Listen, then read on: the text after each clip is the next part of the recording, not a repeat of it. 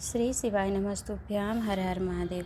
आज की वीडियो में मैं आपको पूज्य पंडित प्रदीप मिश्रा जी की जो चोट को लेकर और मिथ्यावाद जो वायरल हो रहा है यूट्यूब पर वीडियोस की, उनको ऑपरेशन का बोला है और नारियल लगने से जो चोट लगी है तो 1 वर्ष तक उनकी कोई कथा नहीं होगी। तो इसमें क्या सच है और क्या झूठ है, इसमें अंतर करना आप समझिएगा। तो इसके बारे में आपको बताऊंगी, तो वीडियो सुन लीजिएगा क्योंकि यह पूज्य गुरु जी की स्वास्थ्य से संबंधित वीडियो है। तो देखिए, यूट्यूब पर बहुत सारे एवं न्यूज़ चैनलों के माध्यम से बताया जा रहा है कि पूज्य गुरु जी को गंभीर चोट लगी है नारियल लगने से, डॉक्टर ने उनको ऑपरेशन का बोला है। तो पूज्य गुरु जी, बता दूं आप सभी शिव भक्तों को कि आप अपने धैर्य एवं साहस को बनाइए। देखिए, पूज्य गुरु जी हम भक्तों पर कितना विश्वास करते हैं, हमारी आस्था का कितना सम्मान करते हैं कि आप फोटो को देख करके थंबनेल में देखेंगे कि पूज्य गुरु जी जब मनासा के पंडाल कथा पंडाल पर आए थे तो उनके हाथों में निडिल लगा हुआ था। अर्थात पूज्य गुरु जी अपनी हॉस्पिटल से स्वास्थ्य संबंधित अपडेट बता रही हूँ आपको कि स्वस्थ थे थोड़े, तभी पूज्य गुरु जी हमारे आस्था एवं सम्मान को बनाए रखने के लिए पंडाल तक आए कि वो हमारे विश्वास को कितना जानते हैं, समझते हैं हमारी आस्था को। तो निडिल लगा होने पर भी उन्होंने अपने खुद के मुख से वर्णन किया है कि उनको जो आष्टा की होली 29 मार्च को हुई थी उसमें नारियल फेंका गया जिससे सिर में चोट लगी। ये सभी न्यूज़ चैनलों में एवं वीडियोस में आपने सुना होगा, देखा होगा। परंतु पूज्य गुरु जी ने, आपने ध्यान दिया होगा कि कहा था कि अंदरूनी चोट लगी है, सूजन आई है।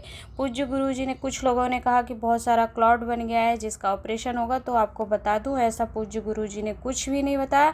अगर ऐसा होता तो पूज्य गुरु जी इतने निर्मल भाव के हैं कि वो कुछ नहीं छुपाते आप और हमसे, तो वो निश्चित ही बताते कि ऐसी मेरी समस्या है। तो पूज्य गुरु जी का स्वास्थ्य ठीक है, परंतु ब्रेन की बात है, मस्तिष्क पर जब हम किसी को कथा वाचन करते हैं, कुछ अमृत तत्व बताते हैं, तो उस समय पर हमारी नसें खींचती हैं, नसें खिंचाव होगा।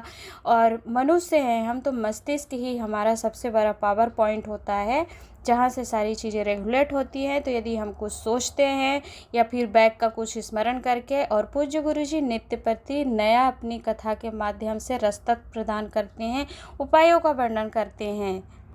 तो यदि वो पुराणों का अध्ययन करेंगे तो उनके नसों में खिंचाव आएगा, क्योंकि पूज्य गुरु जी अध्ययन करते हैं, फिर आप और हमें सबको उपाय बताते हैं, कथा श्रवण करवाते हैं। तो बेलपत्र शिव महापुराण मनासा की 1 से 7 अप्रैल की पूज्य गुरु जी ने कहा कि डॉक्टर ने मुझे सलाह दिया है कि मैं ब्रेन पर अभी जोर नहीं लगा सकता हूँ, मुझे रेस्ट की ज़रूरत है, मुझे रेस्ट करना चाहिए।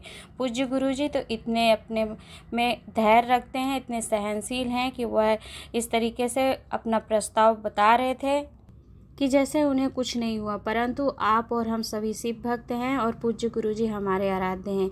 तो हम आप इतने स्वार्थी नहीं हो सकते कि पूज्य गुरु जी को चोट तो लगी है, ऐसा नहीं है अगर डॉक्टर कह रहे हैं, परंतु ऑपरेशन जैसी समस्या नहीं आएगी। डॉक्टर्स पहले जो ब्रेन में सूजन हुआ है या हो सकता है छोटा मोटा क्लॉट्स आया होगा, तो यदि टैबलेट से और रेस्ट करने से ठीक हो जाता है तो पूज्य गुरु जी जल्द से जल्द हम आपको कथा श्रवण करवाएंगे। कुछ लोगों ने क्या कहा कि पूज्य गुरु जी कि 1 वर्ष तक कथा नहीं होगी, तो यह बिल्कुल भी सत्य नहीं है। पूज्य गुरु जी ने अपने मुखारविंद से स्वयं कथा पंडाल में मनासा नीमच से कहा था कि यह कथा जो 1 से 7 अप्रैल तक हो रही है तो यह निरस्त करी जाती है, कैंसिल होती है।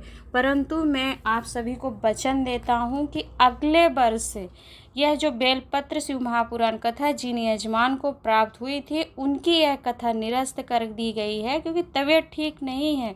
और मैं तो चाहूँगी, और आप सभी भी कमेंट बॉक्स में करके बताइएगा कि आप सब क्या चाहते हैं। मैं तो चाहती हूँ कि पूज्य गुरु जी 1 महीना अच्छे से रेस्ट करें, उनका स्वास्थ्य अच्छा हो। मैं उनके लिए निवेदन प्रार्थना करूँगी भोलेनाथ से, क्योंकि पूज्य गुरु जी अगर स्वस्थ रहेंगे तो नित्य प्रति हमें नए नए पुराणों को श्रवण करवाते रहेंगे, नए कथाओं का श्रवण करवाते रहेंगे। तो मैं चाहती हूँ कि अगर थोड़ा सा सब्र करने से, धैर्य रखने से परिणाम अच्छा आता है, तो मैं धैर्य रखना पसंद करूँगी। आप सभी क्या पसंद करेंगे कमेंट बॉक्स में ज़रूर बताइएगा। क्योंकि आप सभी और हमें पूज्य गुरु जी ने इतना विश्वास, इतना बल प्रदान कर रहा है कि हम इतनी जल्दी टूट नहीं सकते, हार नहीं सकते। अगर कुछ हमारे और आपके जीवन में आया है, यह परीक्षा का समय है आपकी और हमारी, क्योंकि हम पूज्य गुरु जी की कथाओं को श्रवण करते हैं तो भगवान परीक्षा लेते हैं कि हम कितने धैर्यवान हैं, कितने सहनशील हैं। अगर हमारे जीवन में ऐसा समय आता तो हम उस परिस्थिति का कितना सामना कर पाते हैं। और यह सच में एक बड़ी परीक्षा है, पूज्य गुरु जी के लिए तो है ही, परंतु हमारे और आपके लिए भी है। तो आप सभी धैर्य बनाइएगा। और पूज्य गुरु जी की पूर्व की जो कथाएं हैं, जैसे कि प्रतापगढ़ से अभी नवरात्र का प्रारंभ हो रहा है, तो पूज्य गुरु जी ने प्रतापगढ़ से, उत्तर प्रदेश से नवरात्र से संबंधित शिव महापुराण कथा श्रवण करवाई थी। उसमें बहुत सारे उपायों का वर्णन किया था। यदि आप उसे श्रवण कर लेते उनके ऑफिशियल चैनल पर जाके, तो आपको बहुत सारे रसतत्व एवं उपाय प्राप्त हो जाएंगे। बैसाख माह की आपकी 19 से 15 मई 2021 में जो शिव महापुराण कथा श्रवण करवाई थी, जून के माह में बैसाख से संबंधित उपाय और उसके महत्व को वर्णन किया, तो वो आप श्रवण कर सकते हैं। और अभी जो 1 वर्ष तक कथा नहीं होगी जो कहा जा रहा है, तो उसका सच जान लीजिए कि ऐसा कुछ भी नहीं है। पूज्य गुरु जी ने श्री बेलपत्र शिव महापुराण को कहा है कि यह कथा अगले वर्ष होगी, अर्थात अब इस वर्ष जिसकी निरंतर कथाएं लगी होंगी उन यजमान को मौका दिया जाएगा। जैसे कि मनासा की नीमच की जो कथा थी वो कैंसिल हो गई, तो अब इसके बाद जिस यजमान को, जो कि अभी 11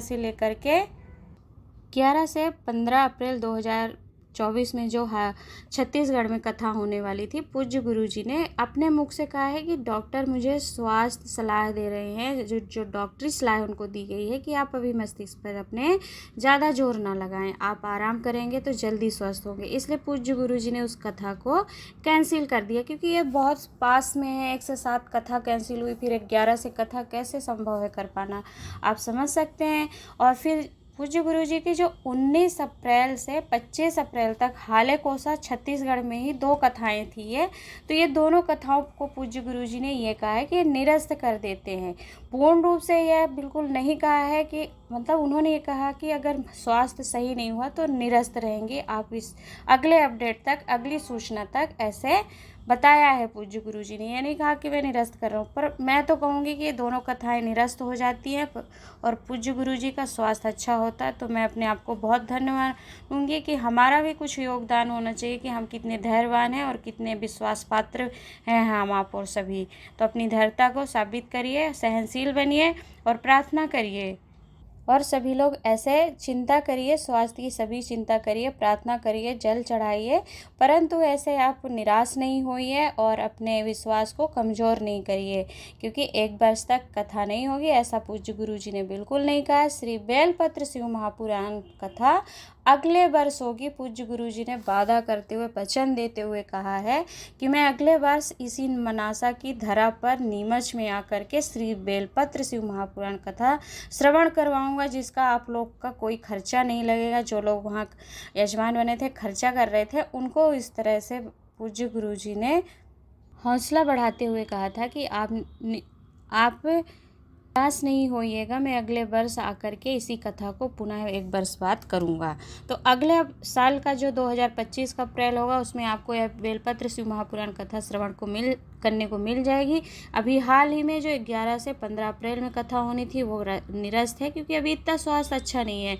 और अगली जो कथा रहेगी, जो कि 19 से 25 अप्रैल का कहा था पूज्य गुरु जी ने, वो भी निरस्त रहेगी, क्योंकि हो सकता है थोड़ा स्वास्थ्य में अगर आराम करेंगे तो ब्रेन जितना रेस्ट करेगा, क्योंकि अंदरूनी चोट है, उतना अच्छा पूज्य गुरु जी का स्वास्थ्य होगा। तो आप लोग सभी से मेरा निवेदन है कि सच और अफवाह में अंतर समझे। 1 वर्ष तक कथा नहीं होगी, ऐसा पूज्य गुरु जी ने कहीं नहीं कहा है। आप उनकी वाणी को आप श्रवण कर सकते हैं।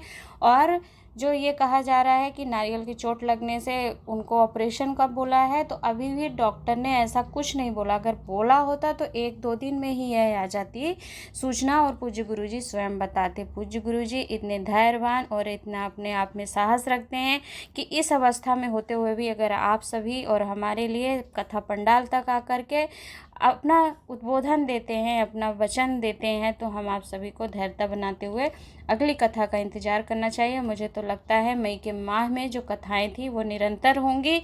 तो आप सभी लोग अपने विश्वास को पक्का करिए, धैर्य रखिए, और जो न्यूज़ चैनल एवं यूट्यूब के वीडियोस में ऐसे वायरल किया जा रहा है, उसकी सच्चाई को समझते हुए आप अपने भगवान महादेव से प्रार्थना करिए कि पूज्य गुरुजी जल्द से जल्द स्वस्थ होकर के घर आएँ और आप सभी को और हमें शिव महापुराण के रस तत्वों को श्रवण करवाएं। हर हर महादेव।